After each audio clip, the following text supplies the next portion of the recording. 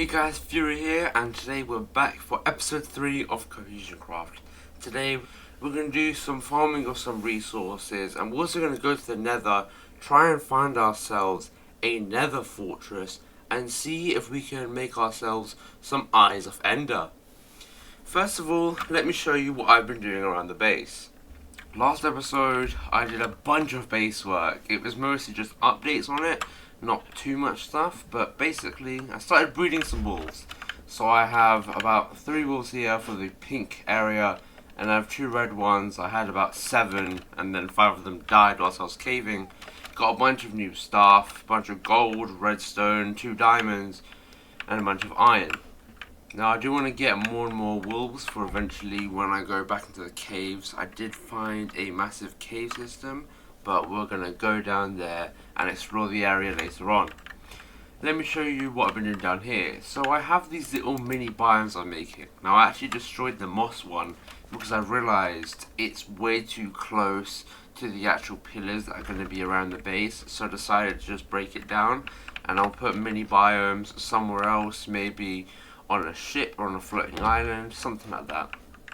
As you can see over here, I have a sheep farm. So I actually have 2 wool farms now.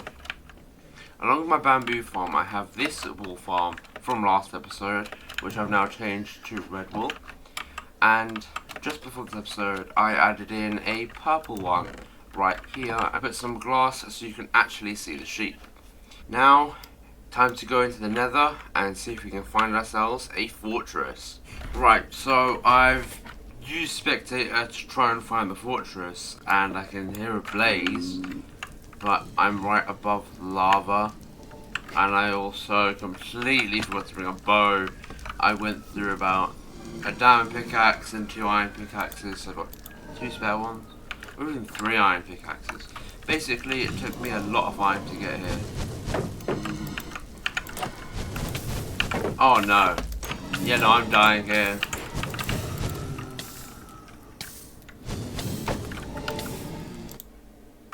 And that's how you don't die. This is gonna be fun.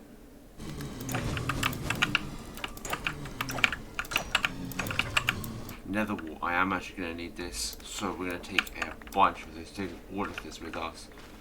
And then maybe we can set up a shop as well, just selling nether wall. I feel like that'll make us maybe some profit. I don't know how much this will work. Or I can just gift this to people. I'll see later. I do want to explore the entirety of this fortress and see what loot we can get out of this. If we see a wither skeleton, I'm running away because, well, look at my armor. My shield broke. I am very under-equipped for this, but is what it is. So we're just gonna have a look around, see if we can get any more chests and more resources, and I'll meet you back at my base. After a long journey back home, we now have the resources that we went for: blaze rods and nether wart. So now we're actually gonna have to make a new farm for the nether wart, but I don't entirely know where to put it. So far, all of my farms have been inside of these pillars. So I'm not entirely sure where to keep the nether warts farm. But I also need a brewing stand, which is what we're going to use some of the blaze rods for.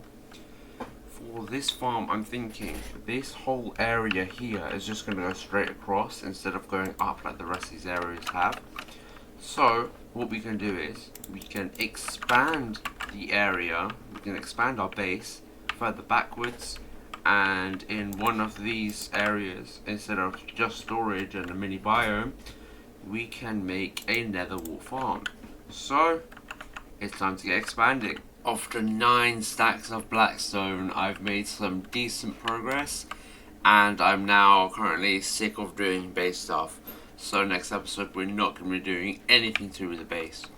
But let's check out what I've done. So in the yellow section, I made a wheat and potato farm, so I can just break the wheat, replant, and then in that corner I'm expanding more and more potato. As I grow more potato, I can make this whole little area potato. I'm thinking for like another section I can make carrots, something this would be like my little farming area. I don't know where I'm going to put melons and pumpkins, but we'll figure that out later down the line. For now, just having wheat over here and a bit of potato, I think it works quite well. And I just want to keep this going and keep expanding. For the red section over here, I ran out of blackstone, but 9 stacks went into these two. So I mean, I have a tiny bit of leftover. It's a lot of blackstone that's gone into this build. And I've got nether wart over here. So out of episode, I'm going to do the other sections. I'm not sure what farms I'll put in there, but I'll update you on that part on next episode. Right now, let's gather all of the wolves and go straight down into the caves. Now here we are down in the massive cave. So I brought myself 6 of my last remaining wolves. And this cave system is absolutely massive. If you look at it, look how big this is. And it goes even further down. It goes so far down. We can get so many resources from here. And that's exactly what we're going to do. So, let's get mining. After that, about 20-25 minute mining session, we came out with a decent hoard of stuff. Some lapis, redstone, copper, gold and iron. Now, I'm not actually going to use all of this stuff for myself. I actually have a big project that I'm currently working on, or at least gathering the materials to work on. I want to create a massive survival island challenge for different people on the CohesionCraft server. At the time of this recording, only myself and KillerCar have ever been online on the server. The other people who have been invited haven't loaded in yet, but they do plan on joining very soon. So, first of all, I want to use these resources, and these resources in here, along with loads more that we're going to get from mining down this island, create a new survival island challenge, and make a new island for every single person on the server. They don't have to make their base there, but I want to see what they can do on that island for a week. I'm going to have loads of loot and loads of different mob heads for them to collect and use in their builds. I actually leave the caves early because, well, 1, I've got a shield, 2, I ran out of food, and 3, 5 of my 6 dogs died, so I now only have 1 dog left. Meaning I'm going to have to find a wild wolf if I want to breed more wolves, and I only have 1 wolf left. So I am going to start farming wolves and trying to make a massive pack of wolves, because I feel like that'd be really cool to do. I'm also just quickly farming these sweet berries because, well, I actually want to use sweet berries in the build for the massive island, and also I need a bit of a food source. So yeah, if you saw earlier on, I planted a bunch of cherry trees. That's because I really want to get some more cherry wood and farm it straight from my base. Reason why, for KillerCar's Survival Island Challenge, I want to recreate his starter base, which is Japanese themed. And I then want to make a massive, like, Japanese temple or Japanese village or something just for KillerCar with loads of loot and rewards inside. And I just feel like it'd be a really cool thing to do, so I may as well try it. Now, let's mine all of this back down, see what we're keeping, and see what we're putting into our new project. Looking into the chest, I already have 47 blocks of raw copper.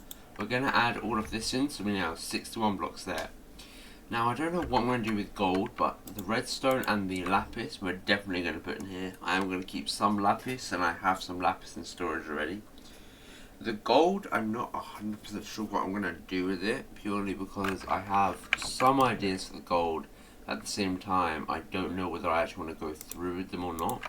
So, for now, we're just going to turn these into blocks of raw gold, and we're just going to keep them in our normal chest of valuables and random stuff. And later on we'll decide what we're actually going to do with that gold.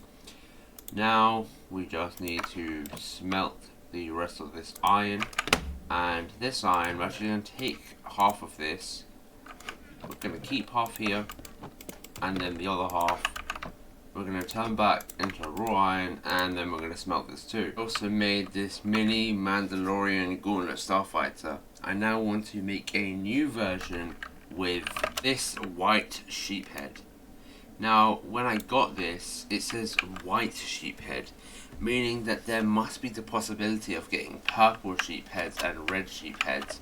So at some point I want to try and see, I don't know, so I'm going to test this in a creative world or just a copy of the world to try and see if there's other versions of sheep heads, because if there are, then that would be an absolute game changer, meaning I could make multiple mini Gauntlet Starfighters for every single type of sheep. Now let's make our white Gauntlet Starfighter.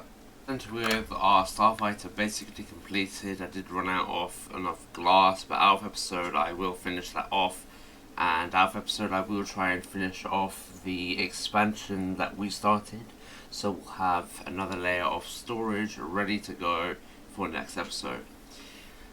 I do apologise for this very short and not as eventful episode as the previous two. I didn't have much time to make this episode, and next episode still going to be quite a less productive episode. These 2 weeks I'm not going to have as much time to make my videos, but I do hope you guys enjoyed this video.